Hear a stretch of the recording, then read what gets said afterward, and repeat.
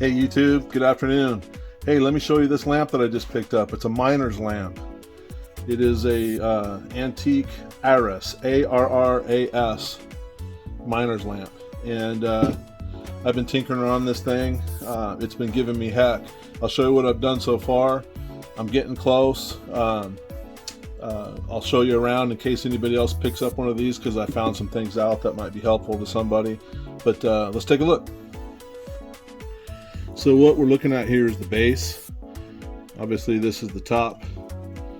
Here you can see there that screws on. There's a screen diffuser that goes up in there, and then there's a globe that I'm missing.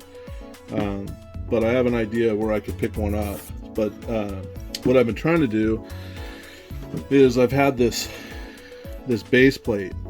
It is you can see the gears down here that actually rotate this striker, and then you can see the flint tube here, and there's a tiny little screw. Be careful with cross threading that. There's a screw, and then there's a spring in there.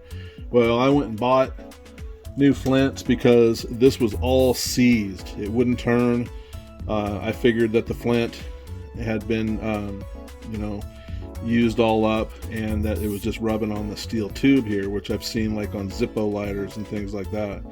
Well, that wasn't the case. I put a new flint in there. I stretched out that spring to give it some more life, and what I found is that the original flint, which by the way is a lot larger diameter, at least twice the diameter of like a Zippo flint, there was still a good little piece of it left in here. So I actually made a tool to go up in there and tap that out and get it working, so I can get it out, clean it up, and put it back in.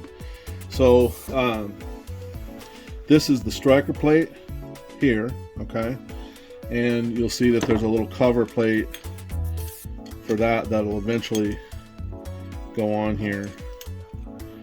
I'll show you that. We'll have to figure out how that goes on. Oh, there it goes. So that's what it'll look like eventually, right? But we don't need that right now. But this is the striker plate, and then this is the fuel font, and I've been trying to get this filler cap off, and it's been a bear.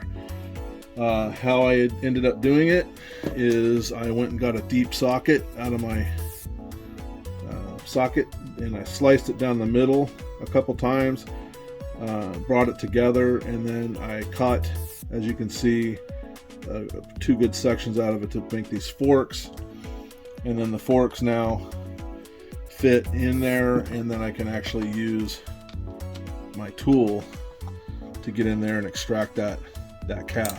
So I finally got it working. I haven't taken this out yet, but I did break it, like in a good way, the threads. And then I put, right when I got it to move a little bit, I put a little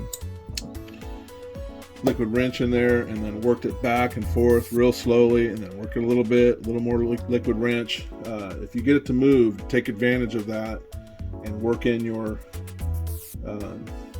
anti-seizing of choice. And there we have it. We have a fuel cap.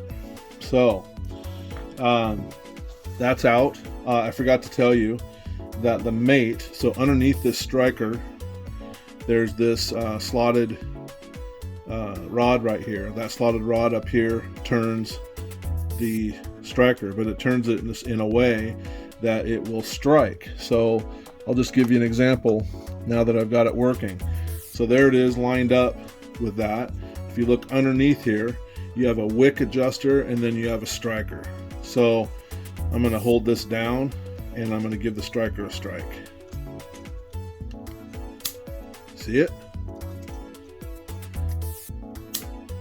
Nice, huh? Very nice. Okay, so we got the striker working. We finally extracted the fuel cap. I'm not sure what kind of fuel to put in here, to be honest with you. So the only thing left is to see if I can get some more of this wick to come out, and see if I can get this to do so by using the wick adjuster. So let me take a look at that, and I'll be right back. So I went ahead and filled this up with denatured alcohol. I'm thinking that maybe kerosene would be an acceptable fuel. I'm hoping you guys can tell me. But for now, I want to get something down there and get those wicks in there. I can't get this wick to rise up any further. It is moving though, so I do have the wick mechanism operating. It goes down, but it won't go up any further. And then maybe that's all the further it needs to be. We're fixing to find out. In fact, there's really no reason why I couldn't try that right now.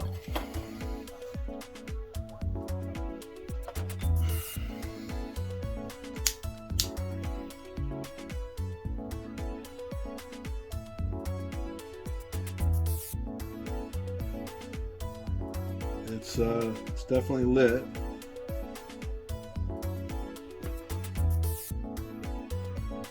But it sure isn't giving off any much flame. I have a feeling that wick's gonna have to come up higher.